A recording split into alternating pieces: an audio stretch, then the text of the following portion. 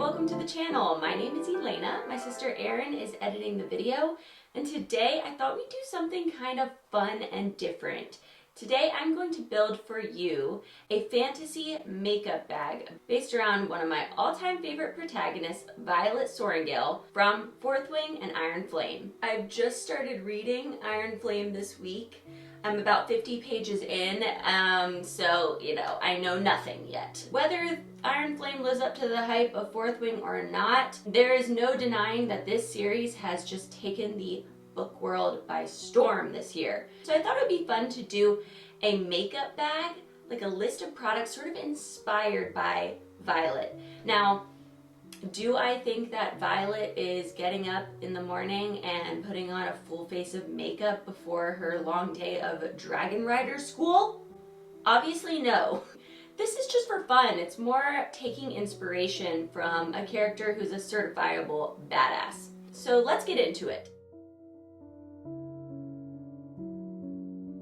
I think that the focus of a Violet Sorrengail look is definitely the eyes. I see her look as being grungy, not too made up, and heavy on the eyeliner, right? I used the Colourpop That's Taupe palette. This is a really nice, affordable, cool-toned palette. I used the shade Boa all over my lid, and then I used Pebble Beach in the crease and under my eye. And then Rock Steady to help me smoke out that liner. Other eyeshadow palettes that I would recommend that I don't currently own, the Huda Beauty Pretty Grunge palette would be excellent for a Violet Sorrengail look. Possibly the Natasha Denona Xenon. That one's very, very gray.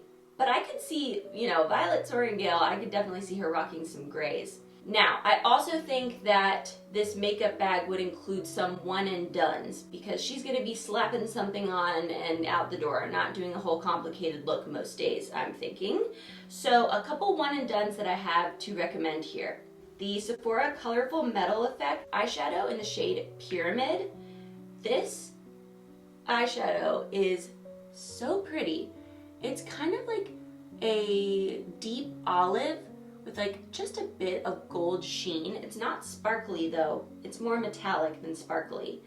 And the texture is really wet, sort of like a Colourpop Super Shock shadow. This is really fun to just smudge all over the lid for a grungy one and done look. It's such a pretty color, and you can really build this up as well to be quite dark. But then it'll blend out and just give you kind of an overall grungy, kind of 90s inspired look. I also think that the Urban Decay Moondust eyeshadow falls into this category, these one and dones for Violet Sorrengail. So I pulled the shade Lithium. Obviously everyone knows Space Cowboy. Space Cowboy is a gorgeous shade. Lithium has a darker base than Space Cowboy does. You can see that scattered glitter is still really present. You have that gorgeous scattered glitter throughout, but the base is more of a taupe shade. This is also gorgeous as a one and done. And then, of course, I wanted to include one super reflective gold shade to represent Andarna, of course. So for that purpose, I've grabbed the About Face Fractal Eye Paint in the shade Apollo Empire. This is so pretty, so reflective. The doe foot applicator makes it really easy to use.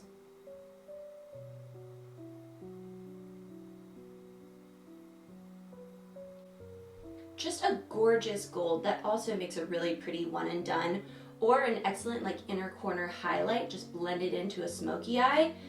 Ugh, so pretty, very Violet in my opinion. Okay, but what if you want a one and done that's not so much of a statement, her more everyday kind of look? I could see her reaching for the e.l.f. No Budge Shadow Stick in the shade Magnetic Pool.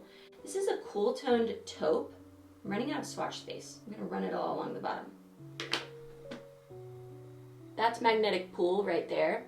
It's a cool toned taupe that looks really nice all over the lid. It makes an excellent base for eyeshadow, but it also works beautifully sheared out just as an all over color.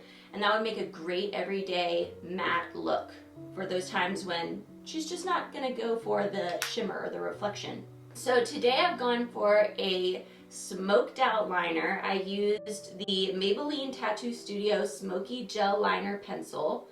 I really love this pencil because it has a little sponge on the end that I was able to use to smudge out my liner. I use this all the time. It works great in the waterline. It's not totally transfer proof. It's gonna get on your lower waterline if you put it on the top waterline. But that's okay with me when I'm going for a smoky, grungy look, and it does stay in the waterline really well after that. So like once it sets down, it's gonna stay there.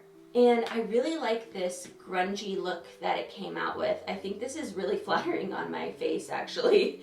And I see Violet is wearing this sort of like messy liner situation versus a complicated eye look, right? Okay, and then I pulled 2 blushes as well. I wanted blushes that could be applied with the fingers. You know, I don't see Violet as owning a bunch of makeup brushes to apply with, you know? This needs to be headed out the door, patted on the cheeks. So the one that I'm wearing today is a shade that looks like my skin's sunburn shade. It's very natural in that way. It looks pretty much the exact color that my skin turns if I've just spent a little too much time out in the sun. And you know, Violet, she's gonna be getting a little windburn up there in the skies, right? So I was going for a shade that would kind of reflect that. So my sunburn shade is Milk Makeup's Work.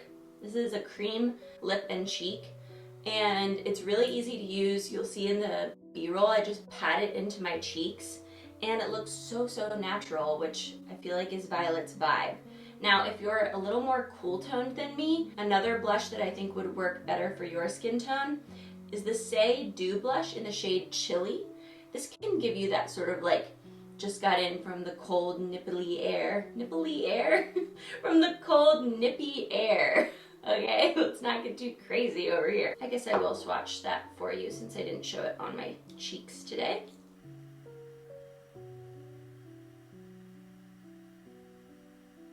Shears out really beautifully. You can see it's like a tad too pink to be my sunburn shade because my skin is yellow undertoned.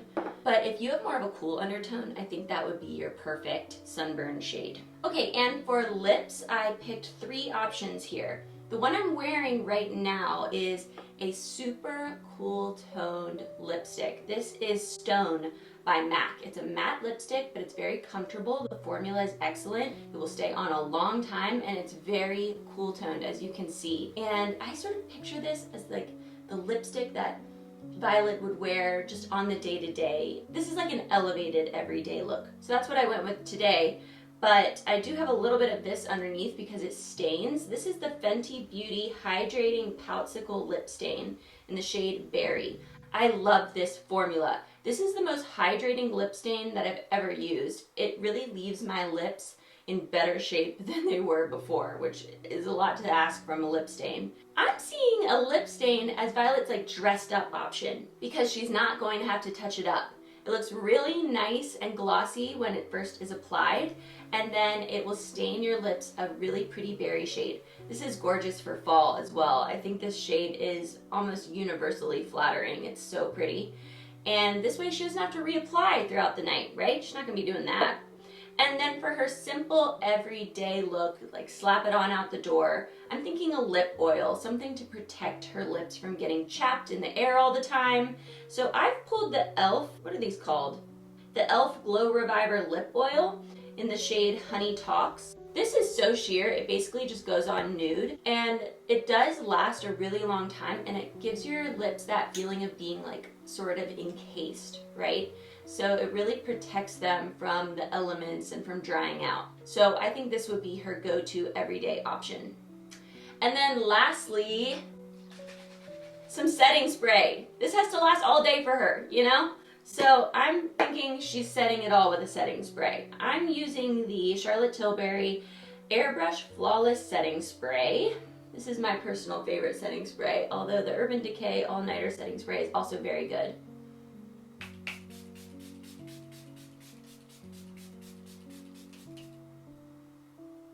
And lastly, I want to include a fragrance in this fantasy makeup bag.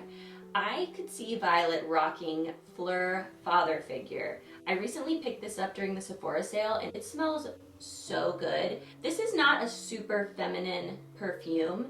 It's the kind of thing that I would wear on a day that I want to be taken seriously, and that is Violet. You know, she wants to be taken seriously. She does not want to be underestimated.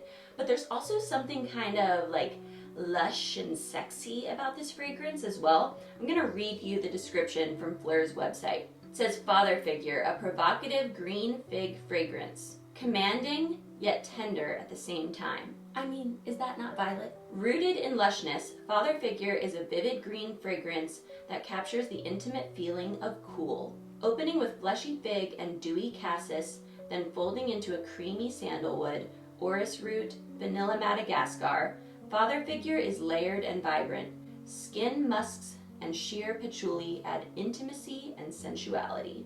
So that is my Violet Sorrengail perfume of choice.